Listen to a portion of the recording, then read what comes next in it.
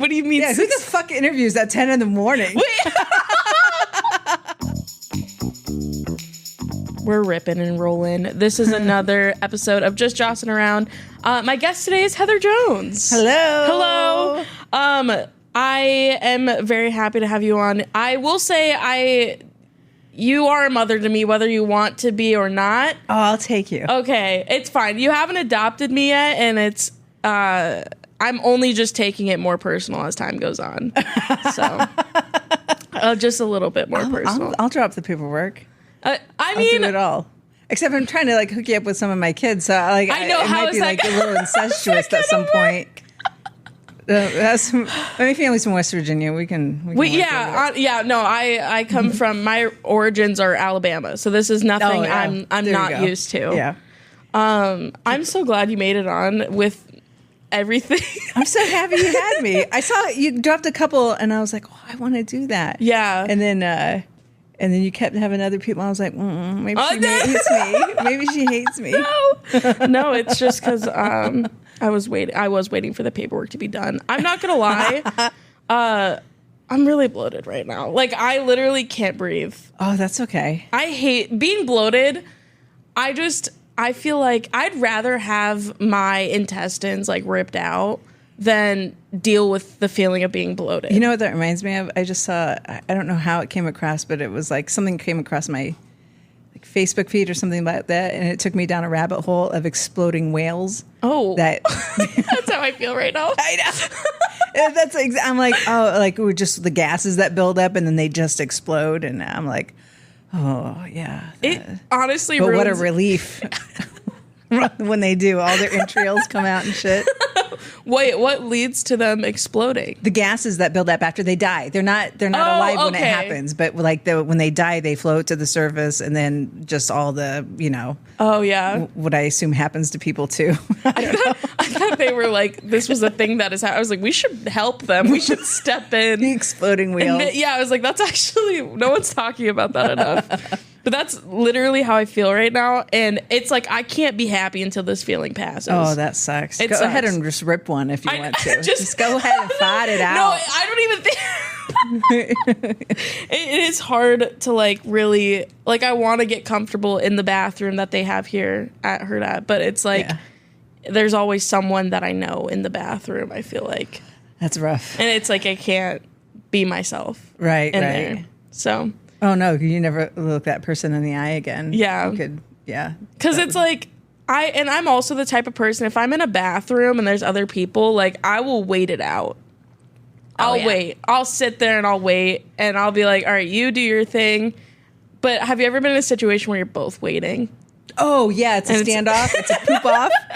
And you're just like, and I get angrier the longer that, and I'm like, are you like, you should be done by now. You had a couple minutes in here before me, and I can't hold it anymore. Wrap it up. Yep, let's go. I'll even bring in like poopery. I have travel poopery. Oh, genius! And I always immediately courtesy flush as I'm going. Like, I don't want to hear. Nobody can hear anything that happens when I'm in the bathroom. Wow. And if I'm washing my hands and somebody else goes and I know they're about ready to drop one, even if they're tinkling, actually, it doesn't matter. I will run the water for them. That's so. That's so Christian-like of you, actually. I do what I can. That's really nice. Just doing the Lord's work, and one bathroom at a time across the country.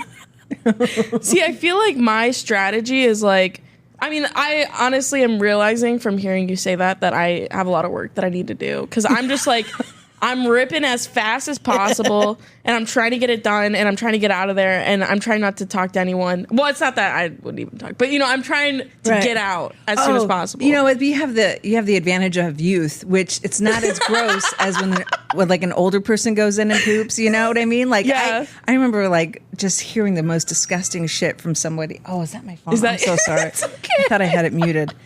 And it's just like the noises that come out when they go, and I'm like, how are you even alive? Yeah. What? And now I'm at that age where I'm like, oh yeah, no, nobody will ever hear it. That's so. I wish they would really focus on making medication for that. What's your flavor for vape?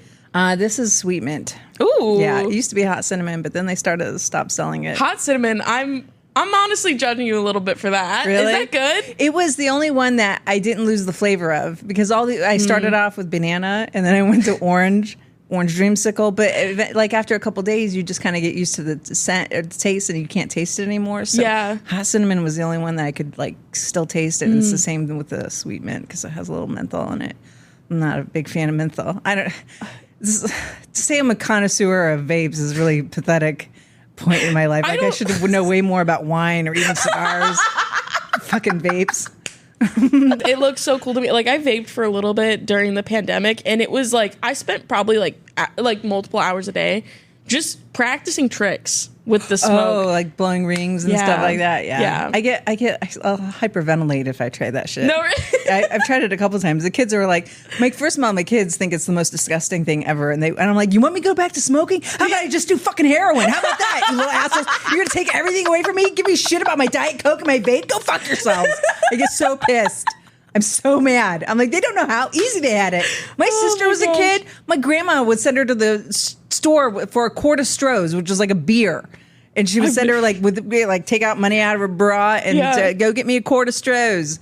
This is in Wheeling, West Virginia. So. Yeah. I'm like, I've never heard of in the 60s. So a little different time. But I'm like, my kids don't know how good they have it. Oldest. Yeah, birthday. He just turned 26. Happy birthday. That's the model, right? Yeah.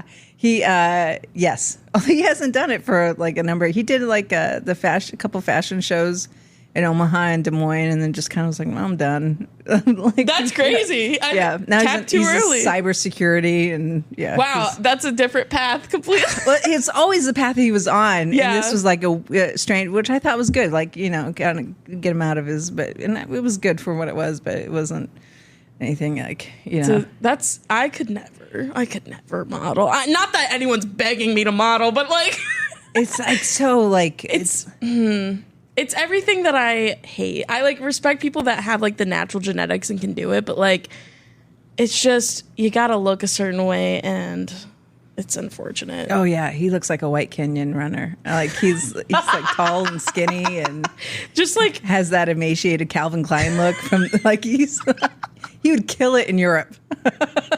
I was looking, because you posted like a picture. I was like, yeah, he does have a European. He does, like a very angular Italian sort of. Yeah, he definitely has a certain look for a certain, and I think that's the thing. You have to have like a certain, right. I feel like he could do like a luxury brand. You would find him on like a Gucci runway. Oh, that would be sweet. I'm just saying. Get that little bastard overseas and get him his passport. Get going. He's not, and I shouldn't say he's emaciated. He's not. He's just skinny and tall, and now he's going to see this and be like, "Don't ever fucking talk about me on." I always wonder that because I'm always like, I mean, what's like the age ranges for your kids? 26, 20, 19, 16, 14, 13. Did I miss one? I think I saw 6. 26, 20, 19, 16, 14, 13. Yeah. Okay. And like what is their response to you when you talk about them in your stand-up? Well, like... or just like in general, is it... They don't always know. No, I try to be respectful. I always like, if I'm...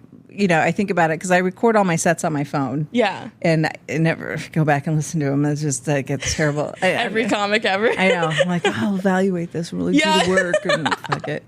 But then I think like, oh my God, like the worst. It's like when you die and you're like, oh, what if my kids find my dildos? Yeah. It's the same thing. Like, oh, where do they go back and listen to all my sets? Like, so I try to always have that in the back of my mind. Would they feel betrayed by it or, whatever. And so there's some jokes that like about my girls when they were like younger that I'm like, kind of, because now they're, conscious and of they've hit the stream of consciousness. They got to think and stuff. So I try to, but like, one, I talk about him having like one testicle, and he was good. He actually gave me that joke to use, so I feel like perfect. Fine using that joke. Yeah. Mm-hmm. I think about it. I'm like, God, I'm so lucky that my parents don't do comedy. Like, I think about all the embarrassing stuff that I've ever done in my life. I'm like, I would be done for. I mean, they would have successful careers based off of it, but like, I would be done for. How many brothers and sisters do you have? Because you did the interview with one, and you have a little sister. I have my sister Michaela. She just turned 20, And then my younger sister, Juliana, who is 14. And then I have a younger brother as well who lives in Pennsylvania. Oh, nice. Yeah. So we're all over the map. Everyone's all... Gotcha. But yeah. What part of Pennsylvania? What address? Pittsburgh. No. Pittsburgh. Okay. Yeah. So my family's from Wheeling, which is like half an hour southwest of Pittsburgh. Yes. Right in the Panhandle. I freaking love the East Coast. I'm trying to get out. It's great. I'm going back. I'm excited, but it's my uncle's memorial. Oh, this is kind of sad. I'm so excited for a trip, but he passed away last spring. But we're not just now. We're like so I'm flying out with my mom, and I'm excited. I love the accents. It's like all Mayor from Winningham. Oh, I love it. I love it. My mom's accent gets a little, thicker and. It kind of reverts back, and it's just like I love. That's how I feel about when I go to on my mom's side, everyone's from Alabama, and like when I visit for holidays and stuff, it's like I just slip into the Southern accent again with all of them, and it's like I'm back. I love it. I love it. I love listening to it. I love hearing it. Hi, and they always say, "Oh, Heather, I love your Omaha accent," and I can't do it. I always fuck up their accent when they say it, but there's like Omaha, and it's like. It's like I always said, it's like that Ohio River Valley. It's like Southern meets like Valley Girl from LA. Yeah. Like LA Valley Girl and Southern is. It's like the. Hi, Heather. Hey, Heather. You're nailing that. From what I think I know of that accent, I think it's spot on. Is it? I think okay, so. Good. It's the only words I know. It's like, hey, Heather. But also, I'm like, what's an Omaha accent? I don't know. I think it's no accent. I think it's no accent. We had Rachel on, and she was saying how a lot of voice actors come out in the Midwest because we don't have. Yes. People looking for voice actors come out here because we don't have a... That's what they used to say about they also said that about, that's why telemarketing was so big in the Midwest. It was actually the landlines that brought the watt lines because of Offutt. They had to run these. Anyway, it was the infrastructure that started it, but then I think the industry grew because of the accent thing. Oh, that's so interesting. See, this is an informative podcast. You learn something. You learn a lot here. So you were born in West Virginia? Mm-mm. My parents are from Wheeling, and then they had my older sister, Tracy, and then they moved around. So then they moved to Roanoke, where they had me, my sister, and my other sister, my next three down. And then we moved to Iowa, Cedar Rapids, when I was like 5. And then, Cedar Rapids when I was like 4, and then Omaha when I was like 5. Wow. So pretty much grew up but when we would go back home, we would always go back home to West Virginia. So that was always like Wheeling was always home base. Yeah. So we never went back to the original, I've never been back to Roanoke. Yeah. But we always go back to Wheeling. So Roanoke, okay, I'm going to have a blonde. Where's Roanoke? I know that I'm thinking of Colonial, It's Virginia Tech is there. It's like it's in Virginia though. It's in Virginia, but kind of like in east, central east. Okay. Kind of right up in the ridge, and then it's not too far away from the border, but it's like. Oh yeah, I don't know why. Like you said, Roanoke, and immediately I was like, "Is that in Connecticut?" I need to go back to school. I shouldn't have dropped out of college. I need to go back. I clearly have things to learn. No, nobody should know where Roanoke is. No, I'm kidding. No, yeah, it's a fine place. No, So we no, and then we moved to the I guess that's it. There's no more to tell about that. I've only been stuck here ever since. So yeah, I honestly though, it's fine. The Midwest is so chill. It's fine, and it's economic. And my husband and I thought about moving, early when we had kids. But then it was like my family always. I think that we would spend all of our vacations going back to visit family. So there was always that yearning to be closer to your family, and I couldn't do that to my kids. And I think my siblings had the same kind of, so we're all in this immediate family. We're all still in Omaha. So we haven't moved away from each other. Yeah. That's nice. And we still go back and we go back, but it's not, and I didn't regret it. I was always excited to go back home, but I was like, I never want to be like, I'll spend every, that year, that has to be so heavy to just that's where you want to, you know what I mean? Yeah. No, I'm always want to go back to that same place, and you'll take every opportunity to. I didn't want them to feel like, You know what I mean? Like, yes. we'll just stay here and be with them, and then, you know.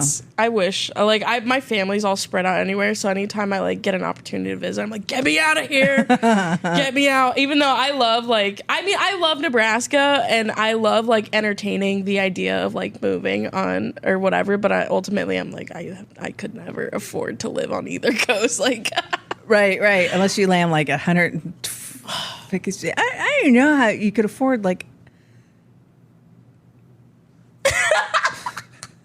a $3,000 apartment on the low end. Oh my gosh! I mean? On the high end for nothing, you know, it's insane. You would have to. I just live in a hostel. I would do it. You would live. Oh, you would just live in a hostel. A hostel, yeah. I thought you said like you live there now. Oh, yeah, currently, yep. I bust here from the hostel. She's currently in this era in her life where she's like, oh, I gotta travel, I gotta do all this stuff. Yeah. And she's like, Joslyne, you're young, you've got nothing right now. So like, just come with me. And I'm like, first of all, rude. But like also, you're an right. empty shell of a human. You've got nothing better to do than come with me. Where does she like to travel? Where does she take you? Well, okay, so we haven't gone anywhere yet. We went to Branson, Missouri together. But nice. Right now, she is trying to convince me. What is the fuck? Is it? I don't want to. Is it the Appalachian Mountains? She's trying to make me hike a mountain because she read it in a book. Appalachian Trail. It goes from like Georgia all the way up to Maine. My dad used to hike it. When we lived in Virginia, he would hike all the time. And my mom, just sections of it. My mom would like drop him off at some place on a Friday and then pick him up at another area like a couple days later. Sometimes he would have stray backpackers that he would bring home that were like, you know, like they had gotten hurt or like ran out of food or, you know, you can really get fucked up on the Appalachian That would be me and my grandma. Trail. We'd be stray backpackers just begging someone to help us. Because I'm like, she's a very capable, honestly, my grandma is in way better shape than I am. She's in her 60s. She can run like freaking half marathons. Like, she's amazing. I can't run a mile.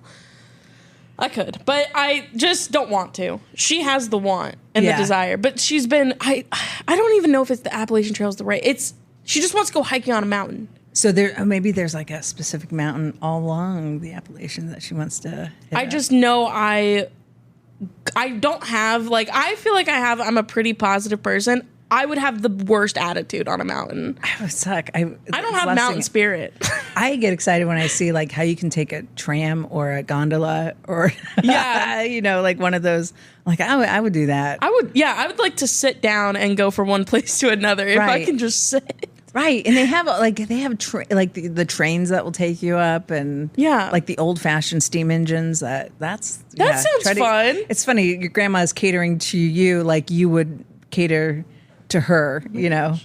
Yeah, I know. It's crazy. It's crazy, but yeah. Oh, it's a little less hard on your knees, Joslyne, if we just take the train. I get it. It's okay. One day we'll figure it out. Oh, that would be so. I hope you take it. I will. We'll. How old is she? I think like 60 something. That's not bad. That's good. No, she's super young. Everyone, like my mom had me when she was like 21. Which is crazy because I'm 22, and if I had a child right now, someone call CPS. That's how old I was when I had Elliot. Oh my god! Yeah, really? Yeah, I was 21. I think it's just I'm sure like if it happens, you rise to the occasion and you mature and you do. I'm assuming. Oh yeah, or you go to jail. Yeah, totally. Yeah, there's no like. There's rising to the occasion and then having your kids taken away from you. That's. There's really no in between. Actually, no, I did find the in between with the later kids that came. You know, like, it's like. You know, we forgot to get our last kid baptized and the shit like that. You know, the intervals of times when they have their scheduled, you know, I'm like, oh, we'll catch up on the next visit. You know, their immunizations and stuff. They're all inoculated and everything. I'm not like a crazy, you know, but I remember like going in for one of the other, like, oh, looks like she's due for this. Oh, and we got to catch her up on this. I'm like, oh, I didn't do that last time. Like I don't know how you would keep track. I would need a binder for each kid. Ideally, I should have one, right? But I just kind of like, I trust that they have all the records. Although with one kid, she was like, she had gotten a tetanus shot and then had a booster, and I had forgotten that she had a tetanus shot already. So I'm like, ooh, is that bad? And like, she had a double shot. I'm like, oh, it's probably fine. You can't probably overdo the tetanus boosters, right? I don't think so. I have no idea. I think we'd be okay. I think they would have doubled. Yeah, no. Can we get the family doctor on the line real quick? We just want to double check some things. God, I'm so glad. I had a mini panic attack recently when I went to the doctor. I'm glad that my parents were responsible because I went to the doctor and everything's good. But I was like, do I have what I need? Am I shot up? Like, am I good? Right. Do I have all the freaking HPV series, everything? I don't know. Oh, yeah. Like, is everything good? Oh, that's another thing. Like, when that first came out, I was like, yeah, I'm going to do my boys because, maybe I'm protecting your future daughter-in-law or whatever, like, and that was before I realized that boys can, like Michael Douglas had the throat cancer and shit like that. So, even before I knew, like, I was like, oh, I'm totally down for, doing the boys because I had 4 boys and then 2 girls. So, but when they first came out, it was like a series of like a couple shots and then a couple months later and a couple months later. I'm like, I think they got like the first round. Yeah. You're like, that should hold them. That should be, that's all you need. It's like, well, I tried. It was optional. So take the handcuffs off. Did you start doing comedy like before you had kids or was that after? After. I had 3 kids. I was like 30 and then I started doing it. I did high school. I was a theater major and I did theater and, speech and stuff. So I had a background in performing. But then, I worked and then 30, I was like, that was like the one thing I always wanted to try. And then I finally did it and it was just like hooked from there. Yeah. Yeah. That's how it happens. I feel like it's addicting.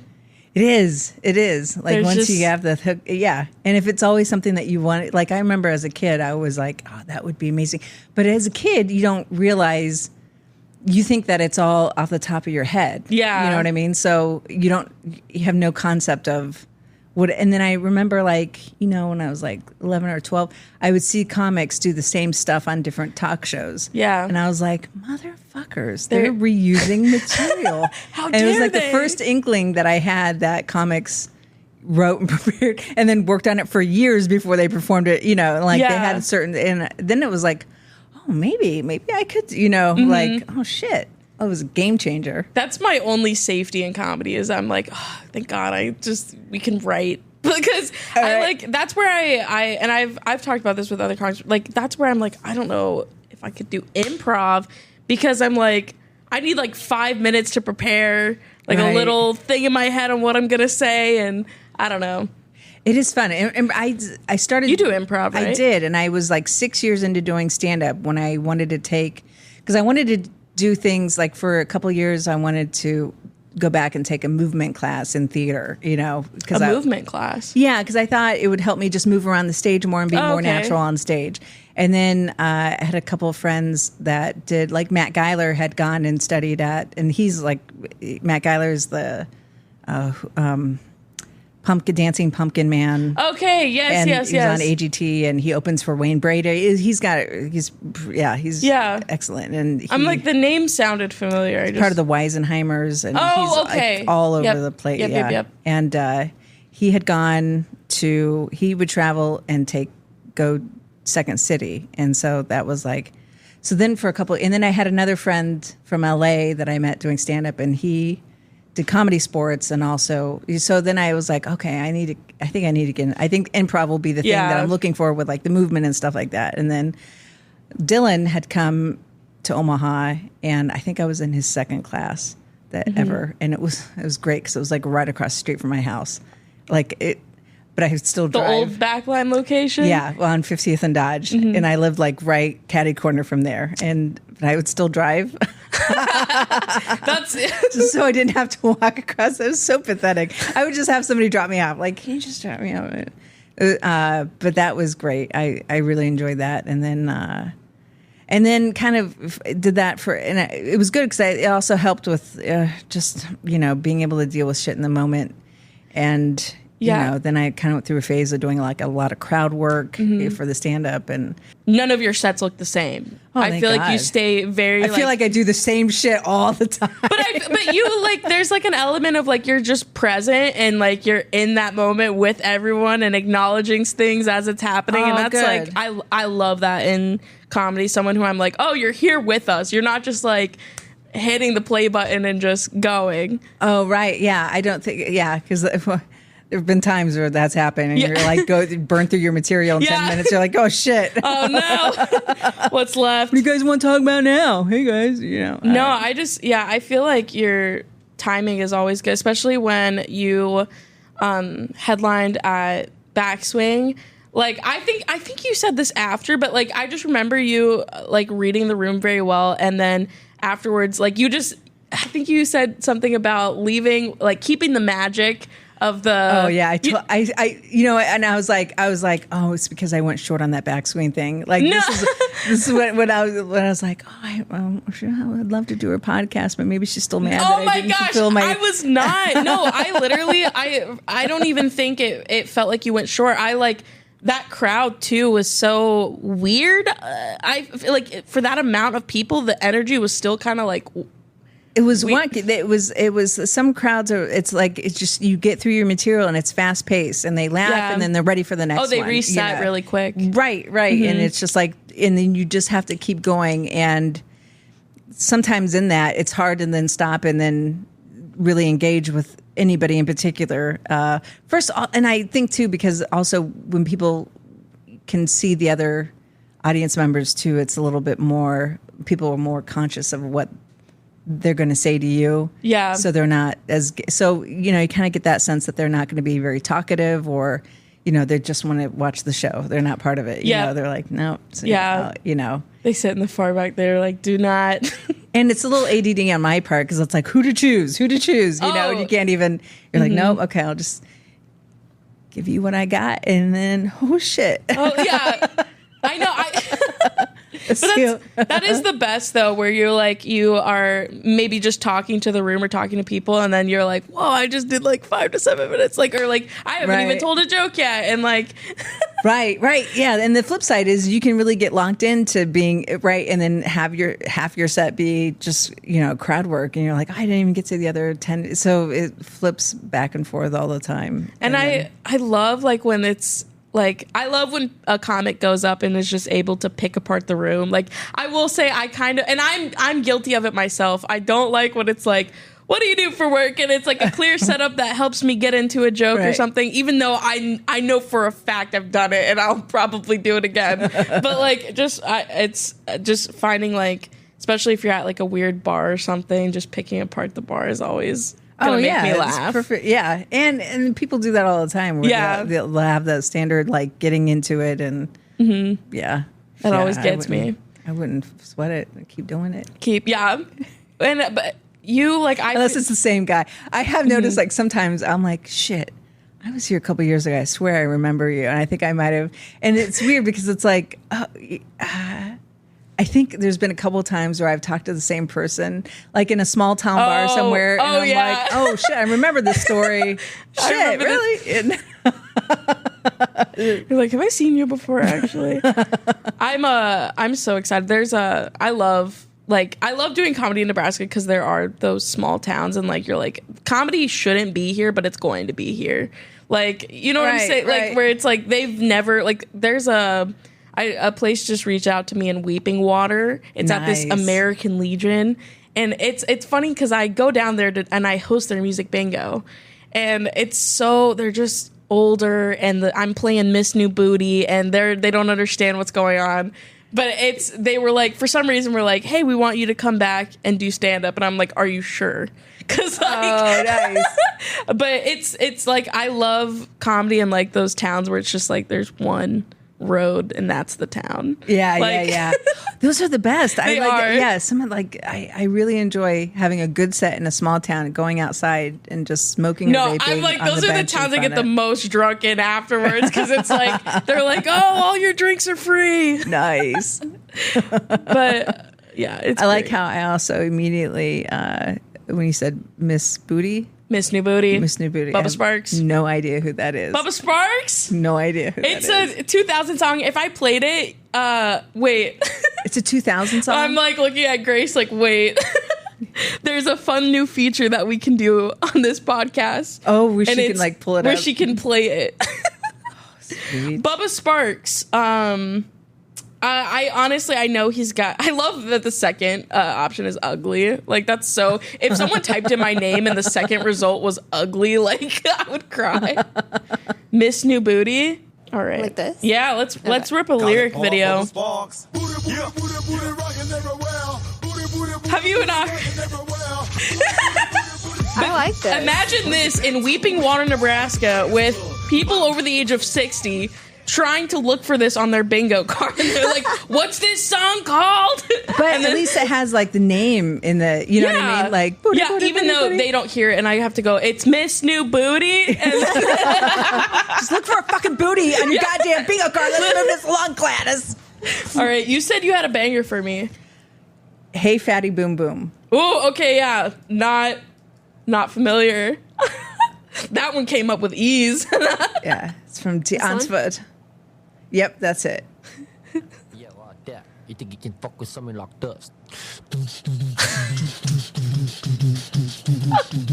Yeah, what you mean, something like this?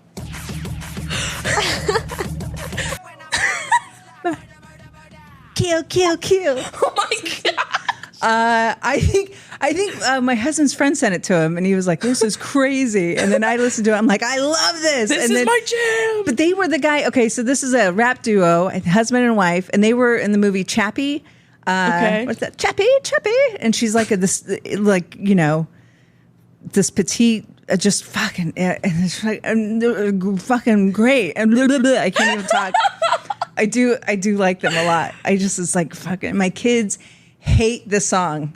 And then I will you play it in the turn car. it a little louder for them. Oh, I do. I'm like crank it up, and they're Yes. like, "Fuck you, mom!" No, they don't say that to me, but they get really pissed when I play it. They're like, "We hate this song. Why would you?" I'm trying to think. There's like my mom was always like that with like 2000s music. Like I'm trying to think of a song she would play that I would be like pissed about. If there's something, if she would crank it, I get it. Oh, right, and you're like, "Just knock it off, Mom." Just knock it off. Yeah. Please stop. But also have fun. This is your life too. And who am I? I don't get to tell you. I have See, no. I will adopt you because I need that kind of validation Yeah. on my life. Kids give me none of that. They're No. never like, they're always telling me what I should do, what I shouldn't do. It's getting old. I feel like that's like my mom. I like growing up with her. I was always just like, no excuses. Like, why are you the way that you are? But now I'm at this point where I'm like, let that woman live. Like, I'm like that with my mom. I'm the advocate for my mom with my sisters. So they're like, Yeah. she needs to stop. I'm like, she's almost 80. Leave her the fuck alone. If she wants to do heroin, let her do it. I don't care what the hell she does. She wants to go stripping, let her do it. It doesn't. Let her enjoy It's whatever over. she Yeah. right. She's catered to your 50-some-year-old ass for well, I guess it wasn't always whatever. I just like I get so mad at them. well, it's just like also I was so terrible. Like I was so terrible growing up that like I can look back and be like, yeah, I would also be that way as a mom too if my child was a demon. Like I get it. And I feel bad. Like Oh, that's so sweet. That's so sweet. That's the only thing I can tell is that my kids live with the guilt that they put me through hell at any point. Like that is my wish for them. I do. I don't think I've ever actually said that, but I'm like, I think we all know. I was like, because as like I had did any of your kids have an act out like in high school in trouble? Is Not it really. possible to get in trouble in your house? Well, yeah, I know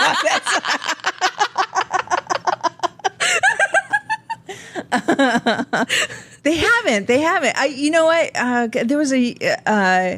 There was a comic years ago that would be like, I can't remember the name, and I've heard different variations of this from other. But I hate saying a joke and not attributing it to the original person. So, but if they hear it, they can claim it. There you go. The gist of it is like, they're just going to do all that. Like Charlie Sheen has it made because his kids will be perfect. Like if the parent, So I feel like if I'm the raunchiest person in the house, if I'm the one that everybody's like, like if they're yelling at me about vaping, it'll be all right. Right? No. Like, okay, I'll just do all the vices that piss them off. They'll never want to do it. Exactly. Yeah. Make it uncool for them. Right. That's what I think I'm doing. That's so funny. Yeah, everything I do is so uncool. They are not impressed by anything. It pisses me off. That's really funny. I'm like, I have no credibility. I have nothing. I have no pool in my house whatsoever. It's funny because I remember, with my family, my mom was like, I remember I wasn't allowed to wear skinny jeans. She was very strict. And then a flip switched when I was maybe 18. And then she was like, weed is fine. Everything's fine. And then I was like, no, it's not actually. Now that you say it's fine, it's actually off the table. Did she start doing it at some point? No, because her job, she can't. But her whole perspective on it changed. She moved to Vegas. And so I think it was everyone's doing it, so it's fine. Right. But I was like, I wish you could have had this attitude a couple years ago. Right. When I was in high school. It's fine. It's fine. I don't do it to spite her. Now I'm like, you know what? No, that's not happening. But yeah, it was funny to see the shift of strict to just all right, for it. It's so cool. Yeah. Go for it. Yeah. But okay. I do. I can't tell it. Shit. Oh, I can't. It's okay. I know. It's okay. I want to, but I'll tell you afterwards. All right. It'll be Suck it, listeners, because you wish you knew. No, I that is something I was like, I wonder what discipline looks like in the Jones household. Oh my God. It's not really, I mean, it's a lot of talking. It's a lot of, it's just communication. a lot of talking. Yeah. It's fucking just nonstop. Is everyone still living at home? Yeah, one moved now, and now they want to build a mother-in-law suite, a tiny house in the backyard. Because now they're like, well, it just makes sense. It's going to add value to the house, and fucking, we don't want to pay $1,000. I'm trying to get the oldest three to live together, maybe in their own place in the neighborhood, but they're really attached to the dogs, and they, and there is this kind of. This is like West Virginia, this. I always attribute it to this hillbilly-esque clan up. Yeah, you know what I mean? Yeah, no, I get it. But I'm just going to tell everybody they're Ukrainian refugees or something. They don't speak a lot of English yet. So, they're just my kids have moved out. These are just. We're sponsoring a couple kids. I'm so down. It's the way that I've begged my sister to come live with me. She goes to school in Lincoln and everything. I'm like, I have a spare bedroom. Come live with me. She's like, I don't want to. I want to live. I want to pay so much money to live in the dorms. And I'm like, how much do you hate me? How much? I love it. I think the younger kids will be like my 16-year-old now. I think when he turns 18, he's ready to he'll probably live. The older ones still kind of have this home. Not a lot of them are crazy about traveling. I'll take him to shows. And I'll do. And we've gone. West Virginia and long car. I think they're over the long car rides. Nobody we rent a 15-passenger van. Oh God, it turns into a nightmare. But so I think they're all over the long car rides, and then they just don't have the older ones don't have I want to go backpacking in Europe attitude or Amsterdam. They don't. And I was like, oh, good, you could go teach English in Japan. They're like, no, I'm good. Yeah. But on the flip side, the oldest is going to make it through college with no, owed money. And that's so. That's hard to find nowadays. I know. Oh my gosh. It's and it sucks too. Okay, I'm still in my gap year. I keep calling it my gap year. Oh, that's fine. Your 20s are for figuring out. You can take a gap decade. You'll be fine. But it's I have to finish because I refuse to have debt with no receipt of I finished. Oh, like right. that sounds the worst, and I hear that's the case with a lot of people, and I'm like, you're too far in. I'm like, no, yeah, I'm too far in. Your stacks down on the blackjack table. Yeah. You got to walk out with at least a certificate. I have to have something. Oh yeah, no, and also I want it to stop being brought up every time I'm around my family. Like I want to finish it so it's not like a conversation anymore. Contention. Yeah. Oh my gosh. How old are you? 22. I just turned 22. Well, you're fine. You're fucking fine. That's what I'm saying, but apparently you're fucking not. fine. Oh my god. This whole idea that you have to like move out when you're 18 and be graduated. I mean, this whole timeline. It's nobody's timeline except nobody. Fuck that. No. No. You take as long as you need. You know, be my therapist. I'm so sorry. This is going a lot better. There's no. I mean, who are you? You know what I mean? Who's the race against? You know, I have no idea. I don't know. I come from a family of just. I feel like I love them, but overachievers. Everyone's a little bit too successful, in my opinion. It's a little much. Right. I'm like, can we have a couple losers to look at? And like, it's like, oh gosh. And so I feel like I'm the pioneer where I'm like, well, I'll show you guys what. I'll show you how to fucking live. I'll show you how to fail successfully and look cool while doing it. Are you kidding me? You're running a fucking podcast, something that I would have done, but I don't have the management or the time management skills to even. This podcast is brought to you by Grace. Grace is the backbone of this establishment. I just talk a lot of bullshit. And no, but I've said this so many times. It's one of my favorites. Aww, she's such a Taurus. I know that about her. How do you know that? Yeah. One of your episodes. Oh, wow. Oh, my gosh. And you're a Leo.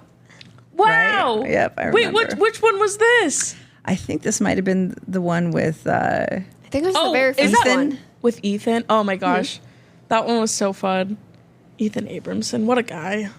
He's funny. He's whenever, funny whenever he sees you, he always is like... she's gonna ride the lightning tonight. Like if you're about to go up, and that's what we call it. Whenever you're doing a set, we're like, she's riding the lightning. Oh, he says that about me? Oh my god, how sweet! Because you are. It's electric, and it's like Oh yeah. Sometimes when I'm working on new material, I get into a rant mode. And then, And I was gonna ask you, how do you workshop like your new material? Because weird. Not to be like, I don't see you at the mics, but I try. Sometimes a whole set will just be shit. You know, it's weird. I'll either try to mix it in the middle and try a couple new jokes. Or it just is like a complete personality change, and I look like a crazy person just ranting off of whatever is off the top of my head that day, and it's usually not something that then I can.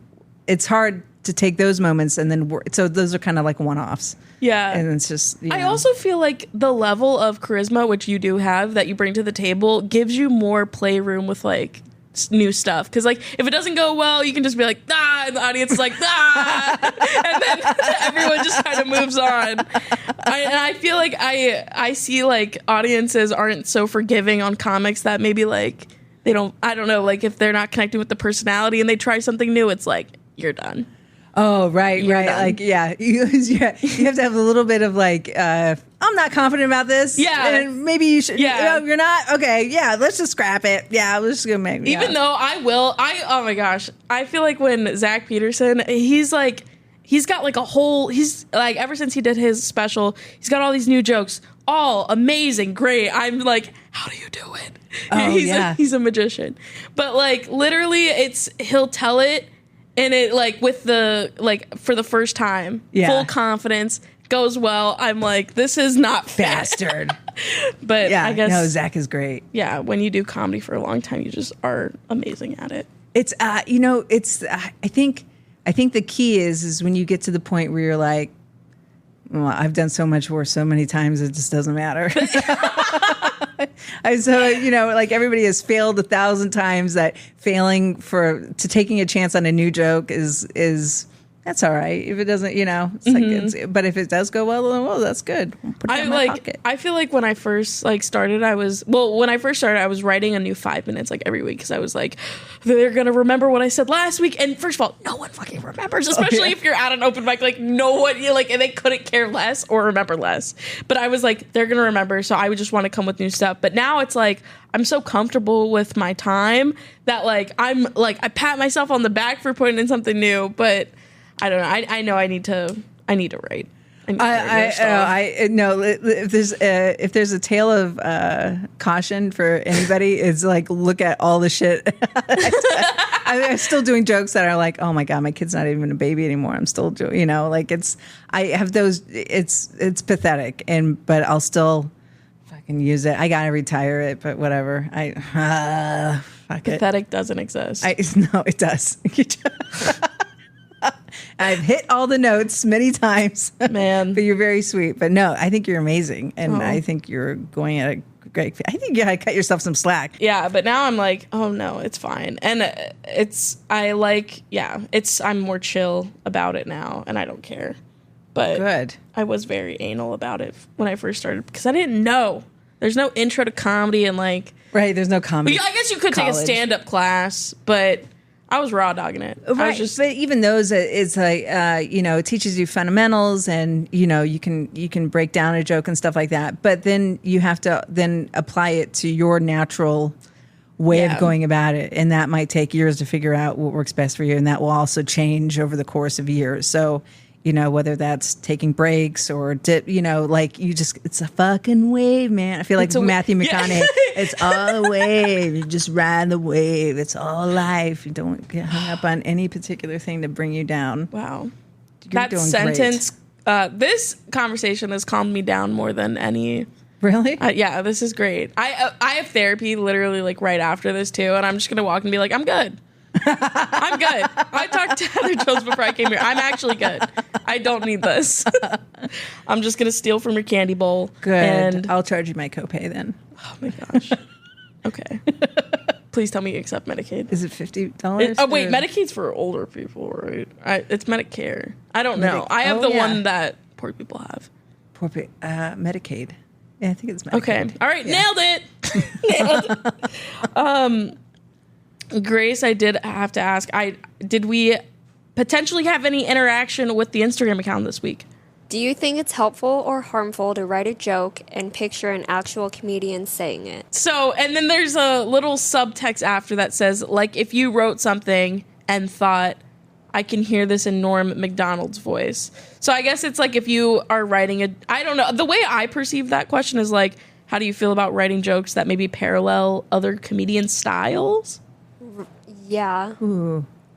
Which, I don't know. Me personally, I have a problem with I love Nate Bargatze and I love his style and his conversational. And so if I watch a lot of him and then I go do stand up, I'll do the little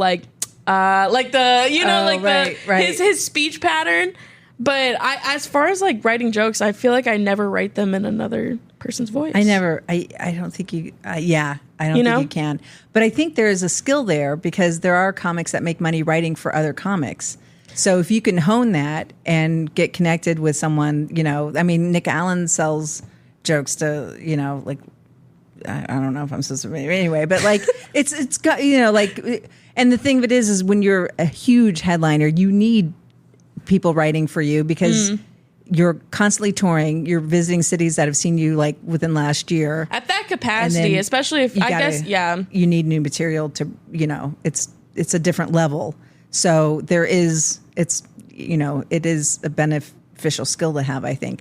But if you're writing your own material, I think you have to hear yourself say it. I think you have to. Yeah. Right. Which is I feel I don't know. I think of the only time I guess I would ever pimp someone out is have you ever heard of Amy Schumer's story about she had she grinded out to get a freaking tight ass 15 for Last Comic Standing, and then I think got it, and then had to just produce all this content, make all these specials and series and stuff, and within the span of I think 4 years. And I feel to put out what she put out in that amount of time, I'd be like, all right, I need help. I need a team. Right. But like, other than that, I feel like no one's typically in comedy. There's no like, we need this amount of time at this point. So it's just write for yourself. Right. Exactly. Yeah. Or don't. Yeah. Do what you want. We don't live we're not surrounded by, like if I lived in New York City, it might be a different thing, where your disciplines are dispersed amongst different money avenues, Yeah. But we don't have that problem here. Everything's cheap. Fuck it. Everything's cheap. We don't got to hustle so much. I feel pretty basic. If I went to New York, I feel like there'd be 30,000 more of me that I'd have to compete with. Whereas in the Midwest, it's like, There's just one job. Motherfuckers. That's it. Yeah. That's it. Yeah, I think we are blessed. We're in a sweet spot where the ratio is pretty good. Yeah, it is, and it's not. And there are lots of headliners that have moved from their base to New York or LA and then moved back because they don't need to be in those places to work. Yeah. Yeah. So I think we're fine. We're killing it. We're going to get people interacting with the account. We are wrapping down to the last few minutes of this podcast. Heather Jones, do you want to inform anyone listening up until this point what's going on? Where can we find you? At the 9th, I'll be at the Backswing Brewery in Omaha with... the 9th. I'm hosting a show. Carmela Anderson is headlining that. Let's go. September 9th. September 9th, Backswing Brewing Company in Omaha. This Friday, this 1st, I'll be at 7 o'clock, the Comedy Gauntlet down at Backline. And that is 3 comedians performing in 3 disciplines over the course of 15 minutes. So, and I got to fucking write a sketch. I'm like, oh, great. That's so scary. I don't know what I'm going to do. Anyway, and then let's see. So that's this Friday. The 9th is Backswing. And then I'm in Ohio. Okay. You're in Ohio? I meant to write this on a piece of paper. So I'm in Ohio for the 13th to the 20th. I'm not performing anyway. I'll be at my uncle's memorial on the 17th. I don't know why that's so funny to me. Just going through your dates and then being like, I'm going to be in Ohio. And my daughter's guitar lesson on the 14th. Let's see. Benson Theater on the 22nd. I know. I didn't do my makeup or write it down on a piece of paper beforehand. I feel like such a douche. Benson Theater for the, I think Rachel mentioned it on hers, the food drive thing. Yeah. Canned comedy or something? Yeah. And I think some of my kids are going to be on the panel to judge your shitty food that you bring. Let's go. Don't bring shitty food. That does sound like a fun event. It'll be good. The Bull Moose, Zach Peterson show on the 24th of September. And then Papio Pub on the 29th of September. So those are good September dates. If you're in the Omaha area, check her out. Oh, that'd be great. Thank you, guys. Yeah, come watch live comedy. Fucking so much fun. I this just was adore very fun. you. You're one of my favorite comics. I love this. This was a lot of fun, and I hope I didn't embarrass you or no, my kids. I feel unembarrassed. Do you? I'm about to give you the same speech I give my mom. Live your life. Live your life. You're doing good. But if you have listened to this point, follow Heather Jones. I think you're just at Heather Jones at the Heather Jones on the Instagram. I have now on the way here, my son goes, "You should really just get your website back up again." Like I had a website years ago, and then I just let it go lapse, and then I'm like the worst. No one can. I am the worst person to fucking. I'm terrible. I'm terrible at the social media thing. Like when I first started comedy, Facebook wasn't a thing. I had a MySpace page, so it felt disingenuous to always be posting show shit on my personal page, and then I never got around to doing. And then it just becomes a thing where you're like, oh, I'm 16 years into this. I don't have a professional.